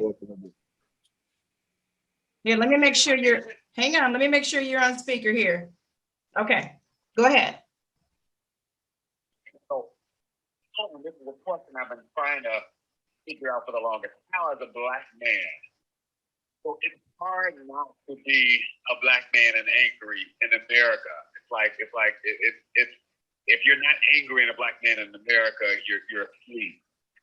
The only reason why it's not understood is from the other side. Right? If you're black, you should understand. Another race that doesn't understand it because they're not seeing the full picture. So how do we, as a black man, how do we deal with the fact that we know for a fact in history, 400 years of slavery, redlining, segregation, all that stuff. No one else could have gone through what we've gone through and survived and came up strong as we have. And to me, that's a fact. Number two, for us to know, to become more aware, because our history was hidden from us. Our history books were rewritten. So we're just now, a lot of stuff surprisingly is just now starting to come out in the last 5 or 10 years with knowing what really happened. So the main question I'm asking is, what do we do? The only reason why being an angry black man seems to be like a bad thing is because powers that be deem it to be, even though we've been through what we've been through. So do we continue to hold back what we know we should be feeling and what was the action that we need to take? Do we continue to hold that back because we're kind of afraid that the other party is going to look at us as angry black men? Or when does the point come where we know what we know and we have to start taking major steps to undo a lot of this? We are playing catch up. And there's a lot of forces that are against us in power. This is why Black people can't be racist, that are in power, that plan to stay in power and keep us from getting into power. So what do we do? From this point on, what do we do? Do we continue to kind of perpetuate the angry black man thing and just say, okay, well, we got to throw our hands up and take it? Or what other actions should we take? Sorry for that being a long, drawn out question. No, that was good. I'm gonna release. I know people are like, they want to call in, so I'm gonna let them answer it. Can you listen through the live for the response? Thank you so much for calling, Marcus. All right, you guys got this? Okay. You got what he was saying. Now I see we have two new ones that joined us. I see we already mentioned about Officer Metoyer, and then we also have Mathais has joined us this evening. I want both of you all to kind of jump in on that question that came in from the caller, if you wouldn't mind.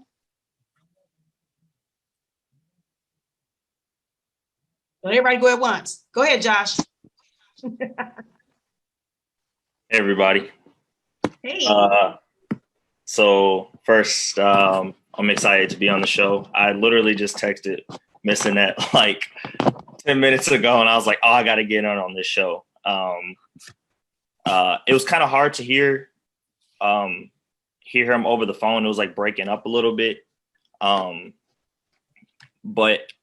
I think I'm just going to kind of like start from the top, so I don't lose my train of thought, because I tend to do that and I go on rambles, especially when it comes to this topic.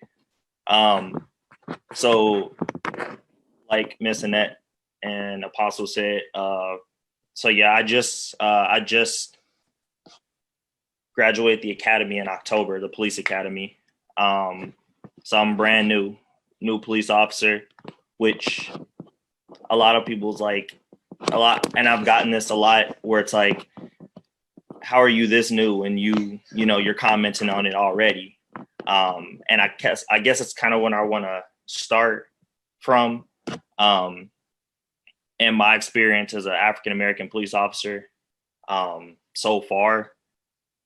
So I'm gonna try to do this without putting too many people on blast, but I'm just gonna share my experiences so far, and I apologize that I'm so dark. I tried to change locations so I can get my lighting together, but it's not working. I think I want to start by kind of like saying that I have had experiences with I've gotten on traffic stops, and most of my traffic stops, not purposely, but just because it happened, have been involving African Americans or minorities. And a lot of the feedback that I get is that the first thing that comes out of the mouth is not about the traffic stop. It's, oh, this is a black cop. So the thing is, the notion's already like put together that this traffic stop is not going to go, the way that I want it, because they've already formed their opinion. And it's just because I'm an African-American, a cop, I still got a baby face. So what do I know? That's the notion that they have, and that I'm supposed to be on their side. So they don't want to hear what I say from that point on, because they've already kind of like formed this opinion. And I go back and I try to mentally dissect what happened. And it's kind of hard to do that, because they don't understand that I want to be angry too. And I've been told that I shouldn't be angry because I'm a police officer. I'm supposed to, I can't have opinions on this because of my profession, and that I shouldn't voice my opinion because of the capacity that I'm in. Could cost me my job, could get me in trouble with my departments, with everything else. But I'm stubborn. I've always been stubborn. And I'm going to voice my opinion regardless, because I was born Black. I wasn't born with a badge on my chest. And that's what these people don't understand, is that I've consulted a lot of Black police officers who have been on the streets way longer than me. I've only been on the streets for 9 months now, less than a year. So I still have a lot to learn. And that was just a like small inkling of what I'm going to experience in my 30-year career down the road. I'm going to get way more than what I got before. But my thing is that I want to be angry too. And with my capacity, I want to know to what extent can I be angry without it costing me my job. And we're talking about, angry Black man. I was listening to the conversation from the jump. That's why I want to jump in. But to what extent can I be angry and express my anger? Because the stuff that happened with Chauvin, that angered me, and the stuff that happened prior to Chauvin, that angered me more. And with the capacity that I'm in, I hear both sides of the conversation. I hear what everybody else is hearing, police brutality and all this other stuff. And then I hear, well, these people deserved it, and what they're doing. And if they hadn't placed themselves in that situation, then they wouldn't be, what happened to them wouldn't have happened if they hadn't placed themselves in that situation. And they're talking about, and these are like, Caucasian officers who are telling me this stuff. And I'm just sitting there biting my tongue. And it's like you're speaking from the standpoint of a Caucasian police officer. I'm looking at it as a young Black police officer. I just turned 23, and people my age and younger are getting killed for no reason. And I can't voice my anger because of my capacity. So like I said, I'm stubborn, and I voice my opinion regardless. And I find safe havens to voice my opinion, because if I don't, then how am I to go to work and be like, oh, these are my brothers in blue, when when I have an underlying mentality of how, and I'm serving white, police officers and supervisors. I think that's kind of like where my mindset is at. That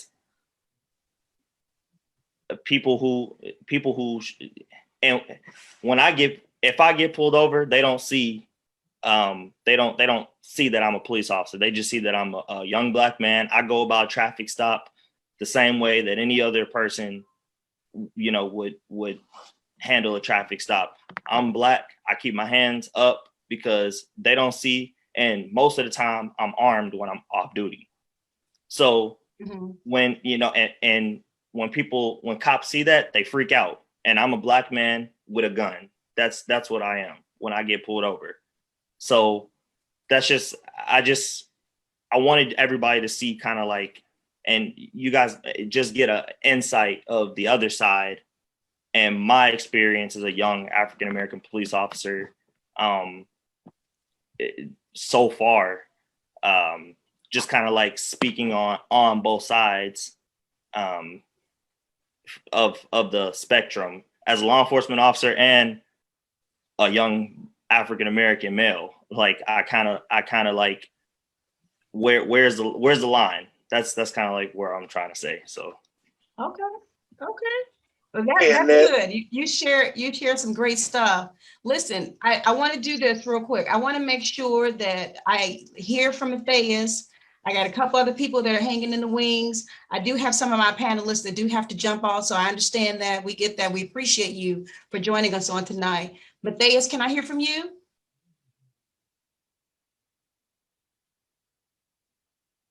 Are you still there?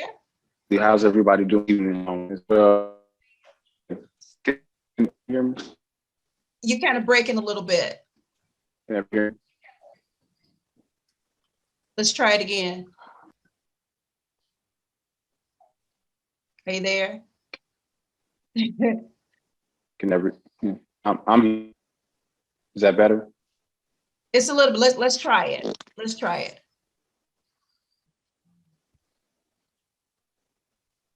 So if you're talking though, I can't hear you. All right, so he may have to come back in. Let me do this while I think he may have to hop off and come back in. Let's see here. I have a question that is going to be asked here on the live feed. Go ahead with your question. Brandy? All right, I think my people are drawing here. I think her audio is still connected. Okay, is it? Okay. All right, let's see here. But yeah, this is some good. I'm glad you guys were, through Hey, caught the Bridget. ball. Annette. Yes. Yeah, just real quick while we're waiting, Josh, I'd love to get you connected, and I'll go through Annette and Apostle offline with my brother. My brother is 40. He's been a state trooper in Wisconsin for 6-7 years now, and I think it'll be great. He has actually carved out a space where he's doing the same thing, and he's found a way to not be silent because he can't in the midst of those things, but in a way that has still allowed him to continue to progress and get promoted and then be respected amongst his peers. I don't know how to navigate that. It's a whole different world there, but I would love to get you in contact with my brother who has successfully done it, and maybe that can help you, as you're starting your career. The fact that you want to voice it, first of all, and you're so fresh in your career, I mean, that's very, very commendable. And there's a bravery connected to that. But I would say that the other officers that you're working with, in my opinion, are missing out. I'm sure they're wonderful officers, but they're missing out on an opportunity to hear from a fellow officer in blue who has the experience of being the people that they are policing. Wow. Yeah. I think they're missing that opportunity. Mm-hmm. And so you're in a very, very peculiar spot. And again, we're praying for you. But your voice is very significant in the place, in the spot that you're in. And let me throw in there, because Josh said, I want to be angry. So I want you guys to understand what he was saying. He wants to be woke. So we just say it like that. Not that he wants to go out here and, create a whole bunch of ruckus or riots or whatever, or do the opposite of what he was sworn to do. He just wants to be woke. And so, Elder Purnell, I appreciate you suggesting that. That's right. Your brother, I forgot, he is a state trooper. So that would be a wonderful, wonderful connection if we can make that happen. Let's see, Brandy, are you ready yet? Yes. Can you hear me? Yes. Wonderful. Thank you for allowing me on. I've been calling. I called about 10 times trying to get in. I was so looking forward to this conversation and getting some feedback from these illustrious Black men on the panel. I have concerns about, I'm the mother of 3 Black men, and they're men. I have had concerns about disarming them. And trying to keep them out of trouble, because right now being a Black man is trouble, period. Not going and robbing stores, not beating women, not whatever. Being a Black man, living your life is trouble. So trying to keep them out of trouble. I have a son where I would tell him, people knew he didn't have anger issues. He was a normal person. And if you say something off to him, he's going to let you have it. But he was getting to the point where people, they know his buttons, so they will push him. And he's always ending up in a fight, or he's always ending up the one, because he's very quiet. But when he finally pops off, it's an eruption. So naturally, he's the one who's caught, not the person who was saying slick stuff. So I've been telling him for years, I almost said his name. I've been telling him for years, by being strong or flexing your strength or whatever, because he's like, I'm not going to let people talk to me any kind of way because I look like I'm younger or whatever. I said, but by showing them your strength, that's actually, you're showing them your weakness. If I know what I can say to you to make you pop off and make you look like you the crazy one and make you look like you the angry black man who, oh, I was just sitting here. If I know what to do, and right now people know what to do and say to you to get you to act a fool. You're not that man at all. You're quiet all the time, and that's the reason why they're picking on you. But if people know what to say and do to you to get you to act a fool, I can make you lose your job. I can make you I can make you go to jail real quick, because all I got to do is get you acting up and get the police here at the right time. So I told him that over the years, and it finally kind of sunk in what I was saying. Well, we recently had and I'm gonna make this really quick, try my best. We had recently had an issue where we were driving to go get something to eat, he and I, and I long story short, a guy thought we cut him off. We didn't. We were making a U-turn, a legal U-turn, and it just happened to be at a time where it wasn't convenient for him. A guy and his Caucasian guy and his woman. So he pulls up to the light. We don't even notice it because we're doing what we're supposed to do. He pulls up on the side of us and he is clowning, but we got windows up because it's cold. He's clowning and trying to get our attention. Well, Tyler looks over like, he's like, Mom, what is up with this dude? And I look over and he's acting a fool. And I said, Tyler, remember what I told you? Oh God. Okay. So anyways, so I said, son, remember what I told you?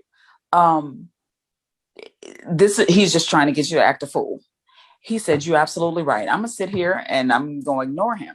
So he kept on acting a fool, and I was so proud of my son, because that's not like my son. He actually started laughing, like, okay, let's keep going. So we get at the stoplight.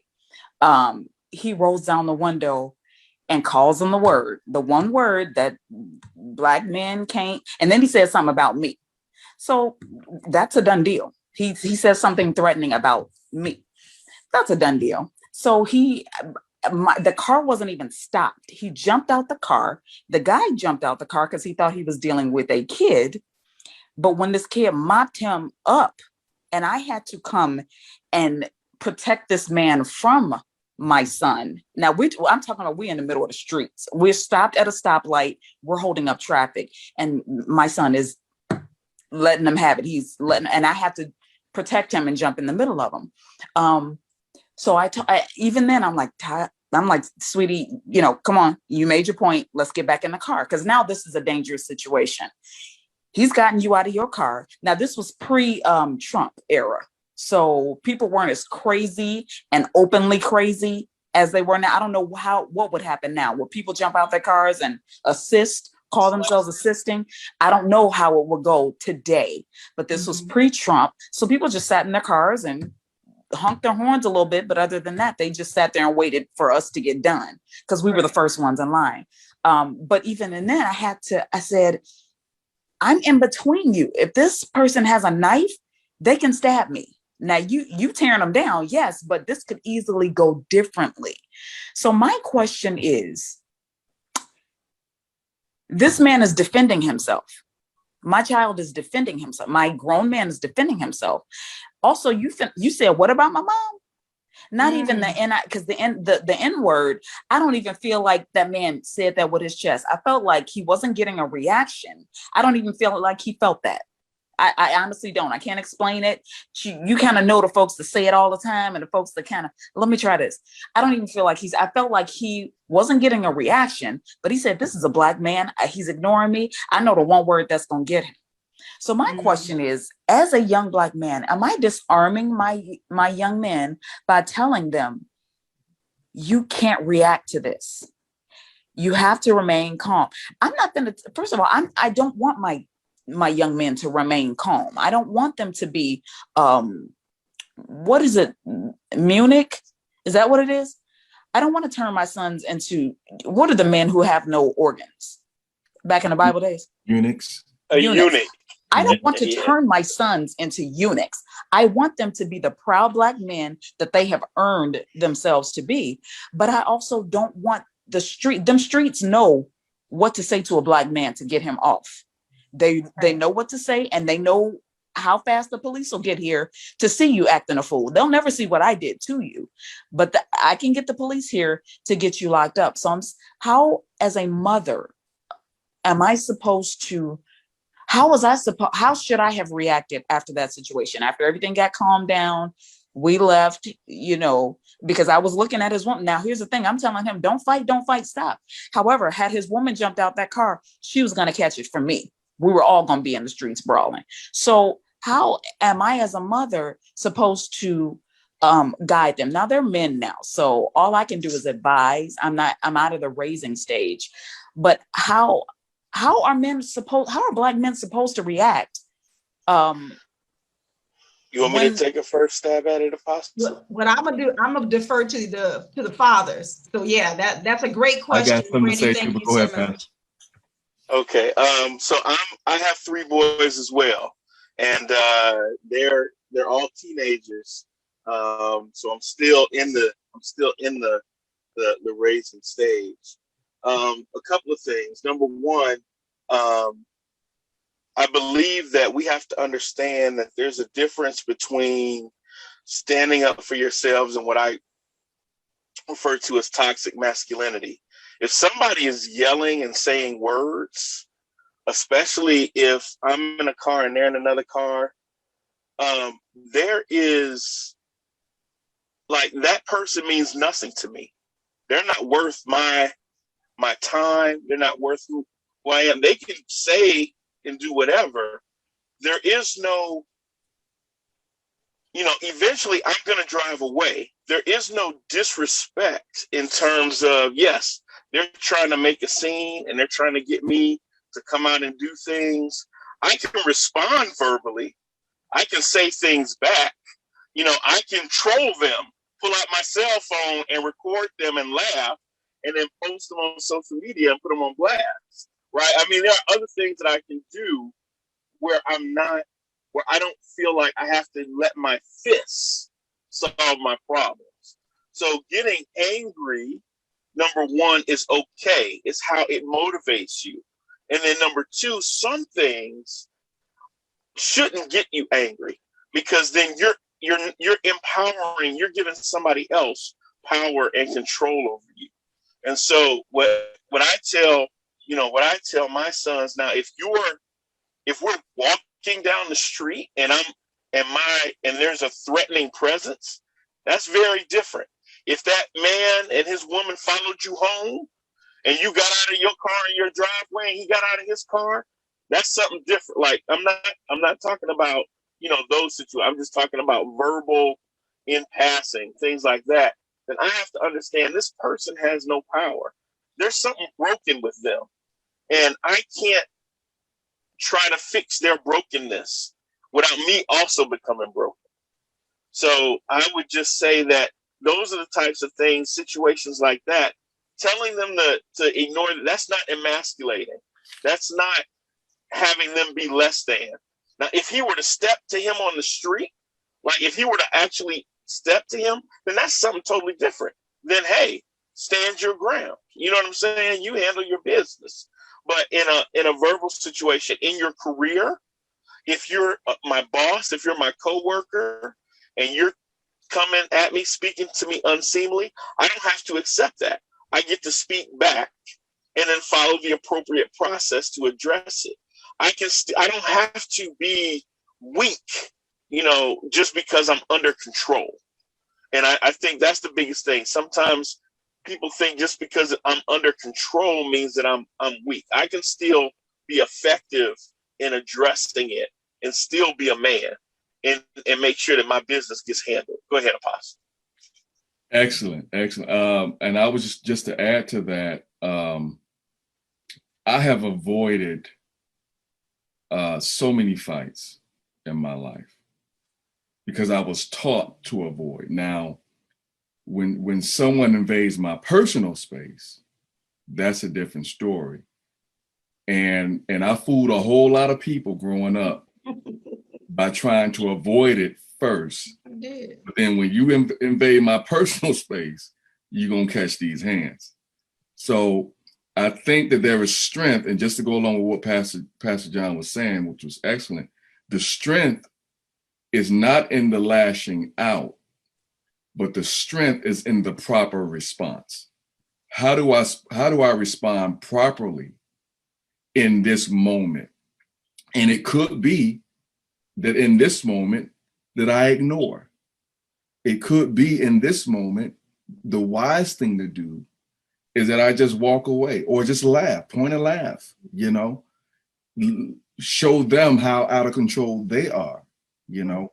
Now, again, if your personal space is, you know, infringed upon, that's a whole nother story.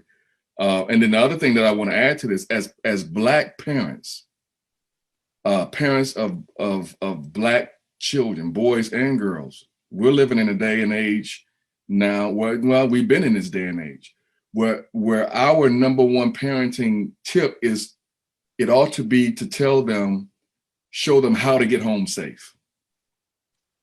Like, get home safe. If you don't know what that man got in this truck, yeah, I know you can whip him.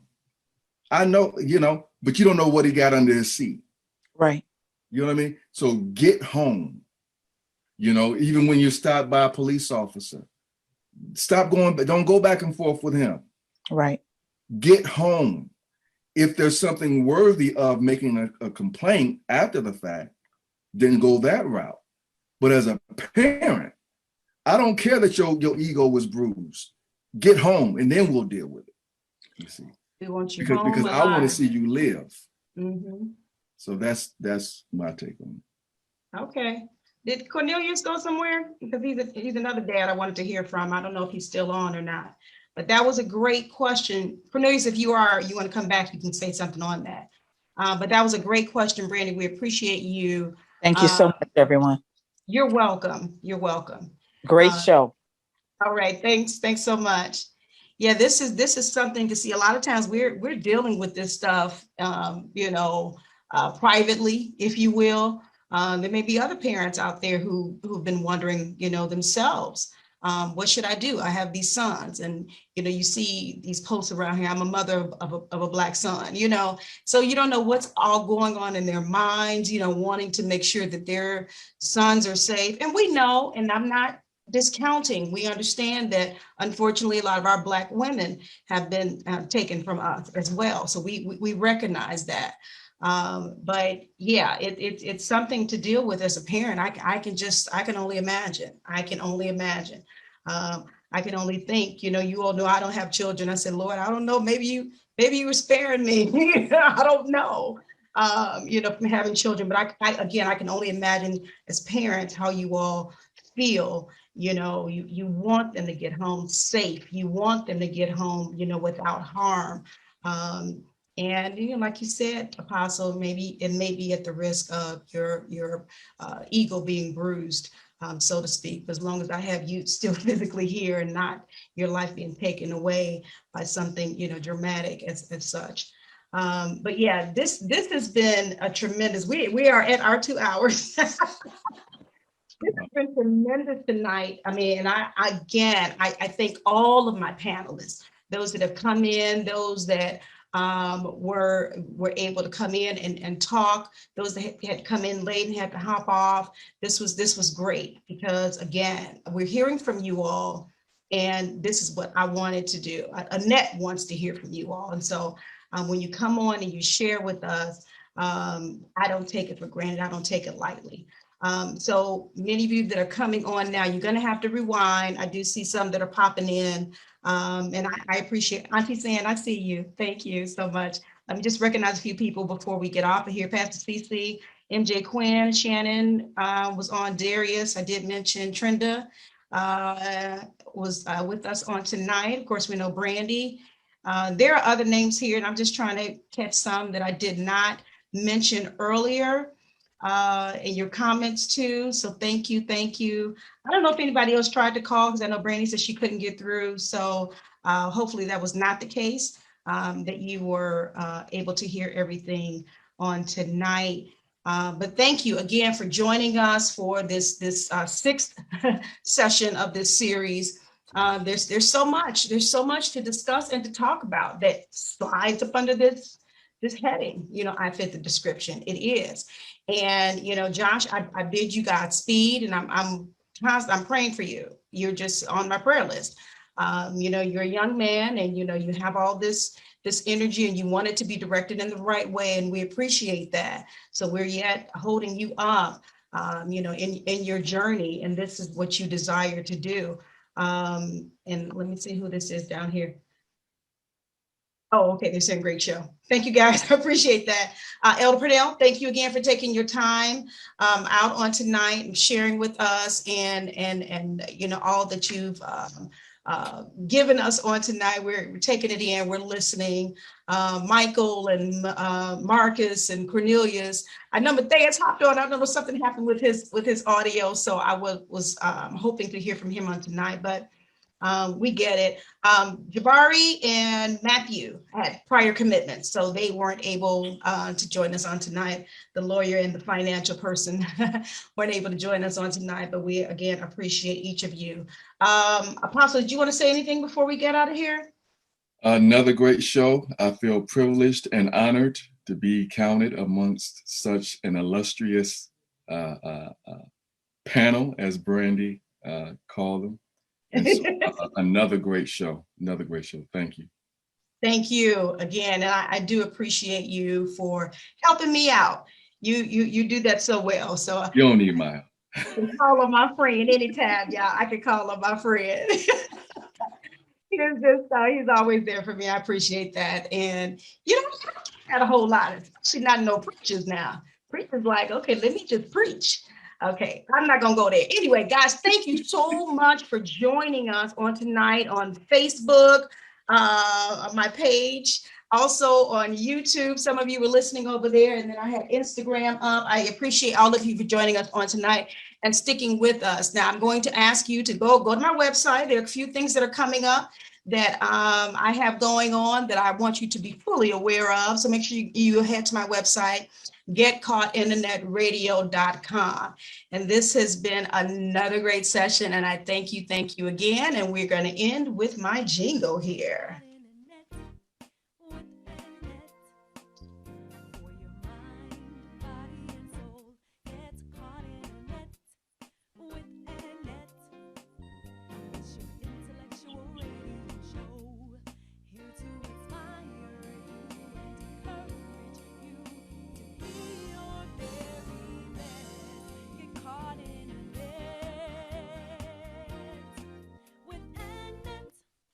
Hey guys, you know what I tell you at the end of every broadcast? I want you guys to make sure you stay safe. I hear what they say. You can take your mask off or whatever, but I want you to be safe. Wash your hands. I still say wear your mask, because somebody out there are going to actually say that they were vaccinated and they really weren't, and they're trying to take their mask off. So use some wisdom. Wear the mask. Be safe. We want to be totally clear of all of this. And guys, we will see you soon. Take care. Peace.